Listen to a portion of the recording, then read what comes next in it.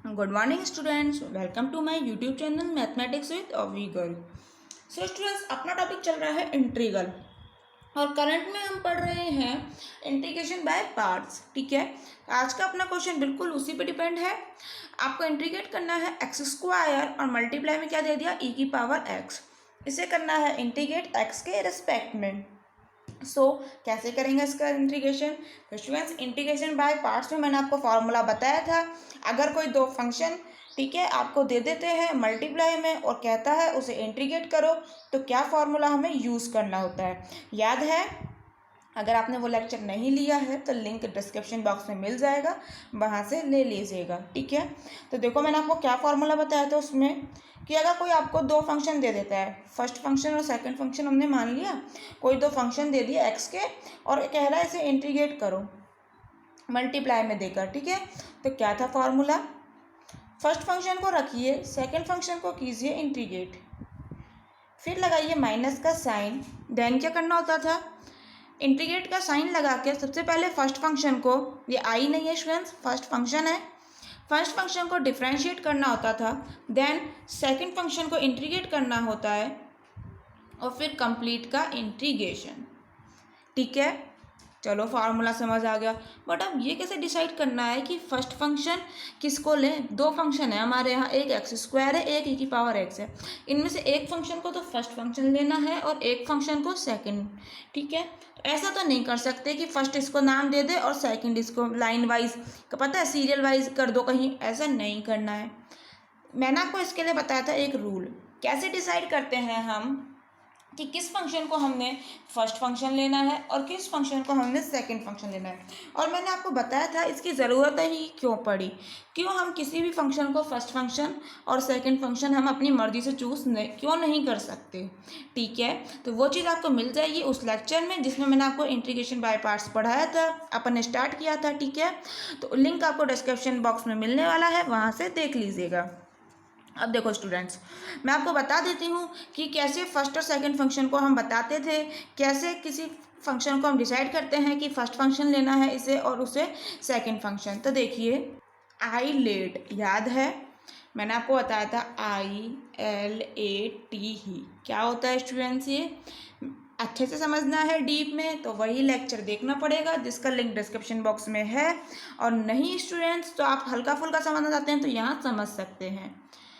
आई का मतलब इन्वर्स होता है, एल का मतलब लॉगरिथम, ए मतलब एलजेब्रा, टी मतलब टिग्नोमेट्री और ई मतलब एक्सपोनेंट, एक्सपोनेंशियल। ठीक है, अब अपना है क्या यहाँ, एक्स स्क्वायर। एक्स स्क्वायर है यानी कि एक्स है, यानी कि एलजेब्रा है, एक्स का मतलब एलजेब्रा। ठीक है जी, ई की पावर एक्स यानी कि ई यानी कि एक्सपोनेंशियल यानी कि एक्सपोनेंट। तो स्टूडेंट्स ये रहा, पहले ये आ रहा है या पहले ये आ रहा है? ऑब्वियसली पहले ये है, बाद में ये वाला फंक्शन है हमारा।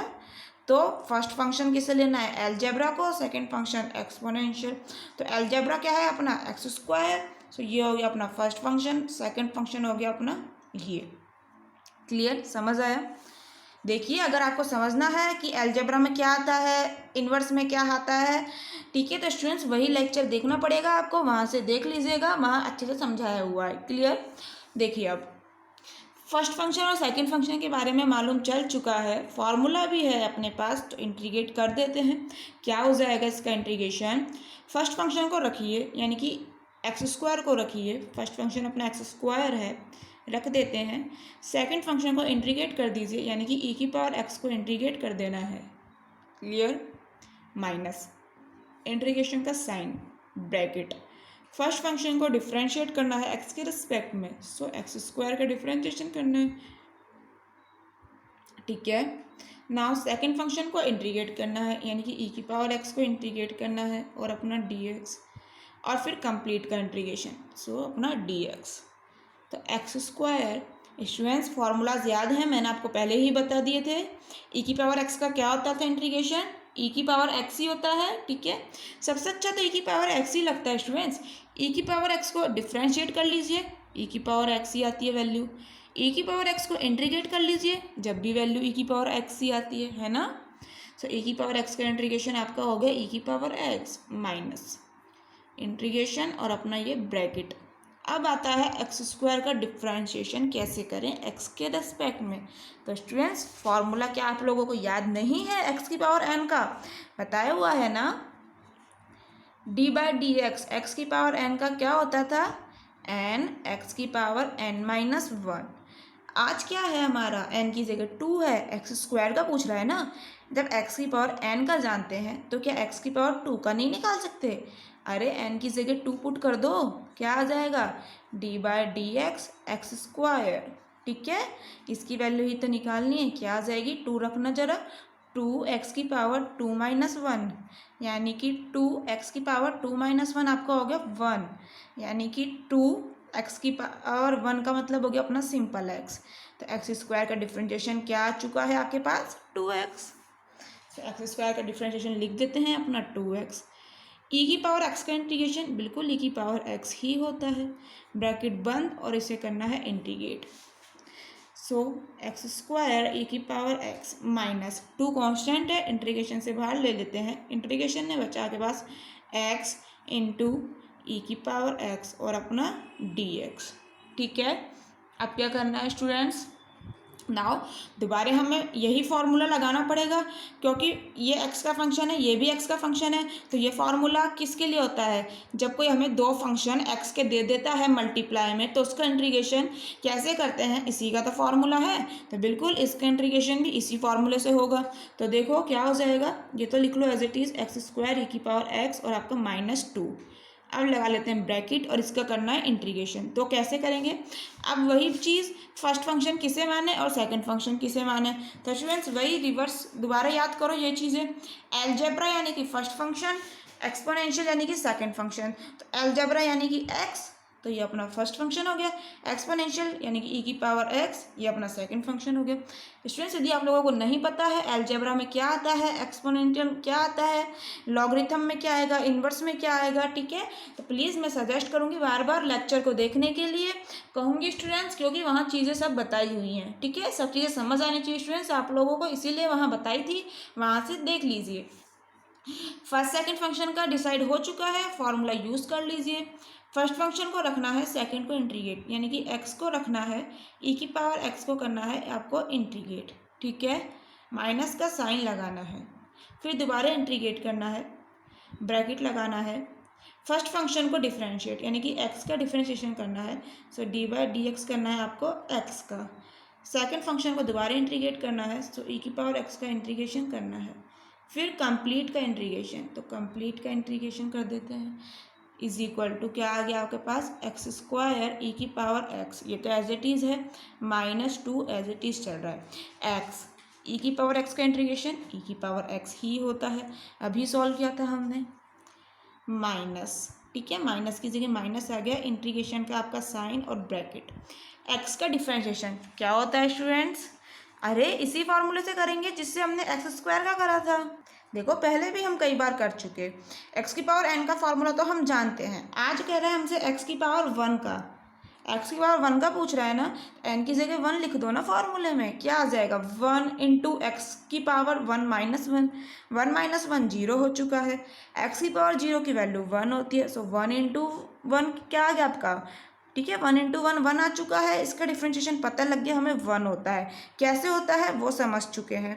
याद करने के लिए बार बार ऐसे कोई ना करके देखेंगे, याद ऐसे कर सकते हो, d x upon d x, ये है क्या? D x upon d x ही तो है, याद ऐसा कर लो, डी एक्स से डी एक्स कट गया, कैंसिल आउट हो गया, वैल्यू आ गई वन, बट कैंसिल नहीं होता है, डी बाई डी एक्स एक डिफरेंशियल ऑपरेटर है, आप लोग जानते हैं, ठीक है, नहीं होता है कैंसिल, वैल्यू वन आती है इस तरह से, क्लियर, याद हम इस तरह से कर सकते हैं।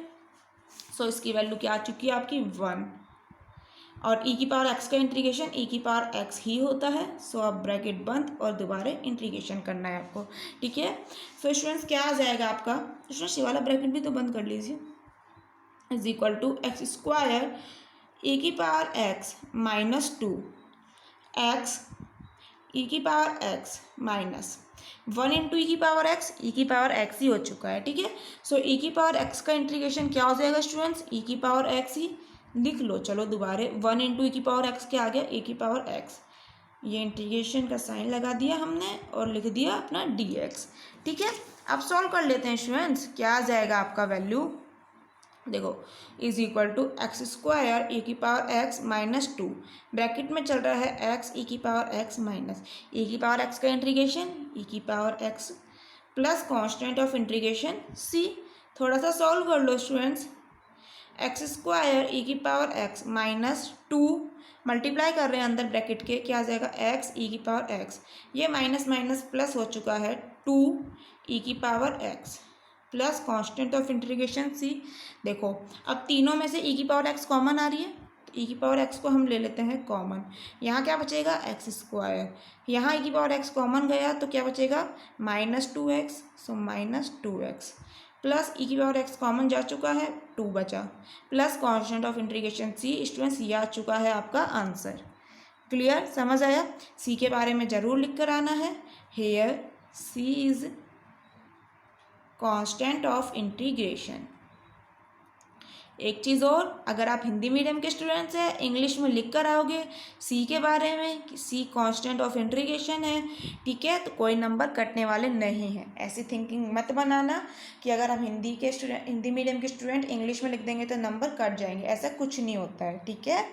सो समझ आया स्टूडेंट्स, अपना आंसर आ चुका है। क्लियर, देखो इंटीग्रेशन बहुत इजी था, क्योंकि इंटीग्रेशन में हमारा जो फॉर्मूला यूज़ आ रहा था ना बार बार, वो सिर्फ ई की पावर एक्स का आ रहा था, ई की पावर एक्स को बार बार इंटीग्रेट कर रहे थे, ठीक है। तो ई की पावर एक्स का सबसे इजी फॉर्मूला होता है ई की पावर एक्स ही रहता है इंटीग्रेशन के बाद, ठीक है। तो इसलिए स्टूडेंट्स ये क्वेश्चन ईजी था, लेंथी ज़रूर हो गया थोड़ा सा, क्योंकि दो बार इंटीग्रेशन करा है, एक बार पहले यूज़ करा इसको, फिर दोबारा हमने यहाँ यूज़ करा है फॉर्मूला, इसलिए लेंथी हो गया, बट वैसे ईजी है। Clear, so thank you students, मिलते हैं नेक्स्ट लेक्चर में कुछ और इंटीग्रल के क्वेश्चंस के साथ। और अगर आपको इस क्वेश्चन में कोई प्रॉब्लम हो किसी भी स्टेप में तो कमेंट बॉक्स में पूछ सकते हैं, ठीक है। Thank you.